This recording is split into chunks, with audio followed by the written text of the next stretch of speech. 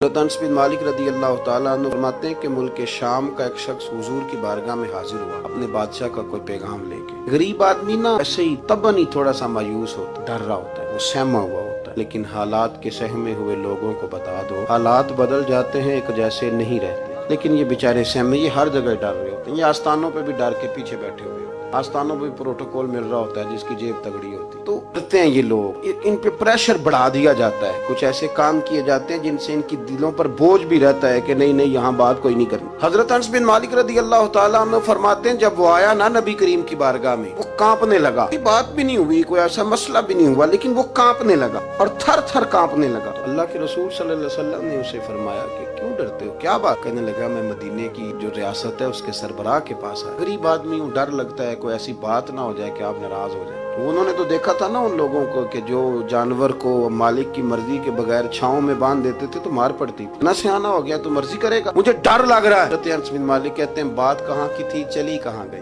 اس نے کیا کہا اور پھر جواب میں میرے محبوب نے کیا فرمایا۔ اب ذرا بات کا لیول دیکھیں اور حضور کی گفتگو کا سٹیٹس دیکھیں، یہ وہ لوگ، یہ وہ تربیت ہے جو لوگوں کے دلوں اور روحوں تک اترتی ہے۔ میرے نبی کریم صلی اللہ تعالی علیہ وسلم نے بات سنی تو حضور رو پڑے، اور اتنا روئے کہ گھٹنوں کے بل زمین پر بیٹھ گئے۔ اب انس بن مالک فرماتے ہیں حضور فرمانے لگے نہ بھائی تو کسی بادشاہ کے پاس نہیں آیا، ہاں تو کسی حکمران کے پاس نہیں آیا، تو اس بیٹے کے پاس آیا ہے جس کی ماں گوشت کے خشک ٹکڑے کھا کے بھی رات گزار لیا کرتی۔ میری ماں تو گوشت کے خشک ٹکڑے کھا کے رات گزار لیتی۔ انس بن مالک کہتے ہیں اس نے بات سنی تو وہ بھی رو پڑا، اور میں نے سنی تو میں بھی رو پڑا۔ دوستو کہ نا لوگوں نے کس طرح کا لیول بنایا ہوا ہے، ابھی تک وہ جو دولت کا رٹا ہے تھوڑا بہت ابھی تک چلتا ہے۔ ابھی تک نبی پاک صلی اللہ علیہ وسلم نے ہمیں کہا کہ یہ تمہارے اندر کے بوجھ ہیں، گناہ جو ہوتا ہے یہ کھٹکتا ہے سینے میں، بندے کو پریشان کرتا ہے، بندہ تکلیف میں ہوتا ہے کسی کو پتہ نہ چل۔ ہم لوگوں نے آہستہ آہستہ کر کے نا احساسات کی دنیا چھوڑ دی ہے، ہمارا مزاج نہیں۔ نبی کریم صلی اللہ تعالی علیہ وآلہ وسلم نے نا جب صحابہ کرام آئے تھے مکہ مکرمہ سے مدینہ طیبہ، آپ نے سن رکھا ہے کہ انصار مدینہ نے اپنی جائیدادیں بھی تقسیم کر کے آدھی آدھی مہاجرین کو دے دی تھی، تو ان میں ایک حضرت ام ایمن بھی تھی، نبی کریم کی رضائی والدہ ہیں۔ یہ حضرت عبداللہ رضی اللہ تعالیٰ عنہ جو سرکار کے والد گرامی، ان کی آزاد کردہ لونڈی حضرت سیدہ طیبہ طاہرہ جناب آمنہ رضی اللہ تعالیٰ عنہ کی بھی بڑی خدمت کی، ان کو بھی ایک باغ ملا ہوا۔ جب وہ خیبر کے علاقے فتح ہو گئے، یہودیوں سے بہت سارے علاقے لے لیے، تو اللہ کے رسول صلی اللہ علیہ وسلم نے فرمایا اس طرح کرو کہ یہ جو تم نے جائیدادیں لی ہوئی ہیں نا انصار سے، یہ واپس کر دو، ہمیں اس میں سے دے دیتے ہیں۔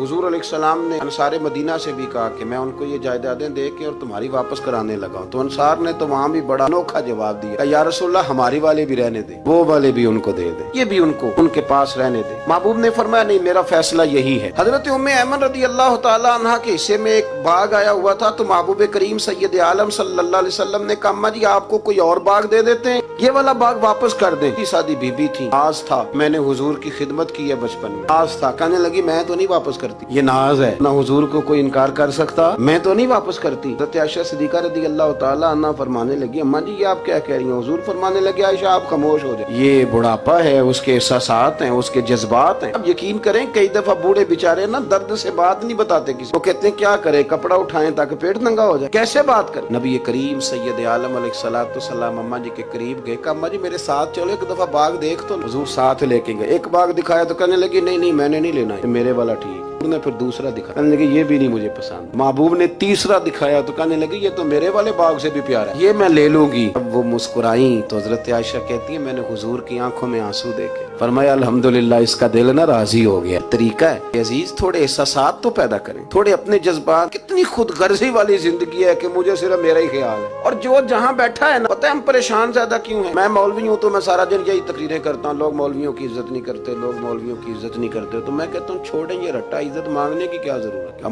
اب منت مانگ کے عزت کرانی چھوڑیں، کوئی ضروری ہے؟ میں اس طرح کرتا ہوں کہ میں عزت کرنی شروع کر دیتا ہوں، میں کرتا ہوں نا 15-20 علماء کی عزت، ہم آپس میں شروع کر لیتے ہیں تو خود بخود باقی بھی مسئلہ ٹھیک ہو جائے۔ تے رسول کریم علیہ السلام خیال رکھتے، چھوٹے چھوٹے بچوں کے جذبات کا بھی خیال کرتے، بوڑھوں کے جذبات کا بھی خیال کرتے۔ اب یہ کریم صلی اللہ علیہ وسلم ہر شخص کے بارے میں ایسا نظریہ رکھتے کہ جس سے قوم کو سکون ہو، دلوں کے اندر اطمینان پیدا ہوتا۔ حضرت عائشہ صدیقہ رضی اللہ تعالیٰ عنہ فرماتے ہیں ایک دن گھر میں تشریف فرماتے اور طبیعت مبارک میں نا بڑی دیکھ رہی تھی کہ بڑا حشاش بشاش ہے سرکار کا مزاج، بڑی خوبصورتی، آج غم امت میں حضور اس طرح پریشان نہیں جیسے اکثر ہوتے ہیں۔ آپ فرماتی ہیں باتیں چل رہی تھی تو بیٹھے بیٹھے بیٹھے हुजूर फरमाने लगे कि आयशा मैं तुम्हें बताऊं तुम मुझसे राजी कब होती हो और नाराज कब होती हो? कहते मैंने अर्ज की या रसूलल्लाह मैं और आपसे नाराज। फरमाया चल सुन तो ले ना, जरा सुन तो ले, सुन ना। अर्ज की या रसूलल्लाह हुक्म फरमाए। फरमाया तुम कभी कभी कसम उठाती हो। एहसास की शिद्दत देखी, लफ्जों और जुमलों का ख्याल रखना, सामने वाले से आसानी देना। ये करीम सल्लल्लाहु ताला अलैहि वसल्लम फरमाने लगे आयशा तुम ना कभी कभी कसम उठाती? या रसूलल्लाह उठाती हूँ। फरमाया जब तुम थोड़ा बहुत नाराज होती हो ना किसी और ज़ौजा के पास, वक्त ज्यादा गुजर गए, तो फिर तुम पता किस तरह कसम उठाती हो? तुम कहती हो मुझे इब्राहिम अलैहिस्सलाम के रब की कसम, और जब तुम राजी होती हो तो कहती हो मुझे मोहम्मद मुस्तफ़ा के रब की कसम। मैं मुझे पता है। जनाब आयशा कहती है मैं रो पड़ी। मैंने कहा महबूबा बात बिल्कुल इसी तरह ही है, लेकिन कुर्बान जाऊं यहाँ तक ख्याल रखते हैं आप हुजूर, यहाँ तक एहसास है, यहाँ तक। फरमाया मुझे पता होता है कब तुम्हारा जज्बा क्या है और कब तुम्हारा रंग। तो ये चीजें जब निकल जाती है ना मिजाज से, आसानी हो जाती है। लेकिन वो हमारा अपने आप को पसंद करना, अपनी तबीयत पे नाज करना, अपने आप को देखते रहना और अपनी तामीर में इतना गरक होना कि बाकी सारी खूबसूरतियों से भूल ही जाना, सरफे नजर ही कर लेना। थोड़ा थोड़ा प्यार बांटे। इतना ऊपर खड़े होकर नीचे देखोगे तो हर चीज छोटी नजर आएगी, कभी कभी नीचे खड़े होकर भी ऊपर देखो।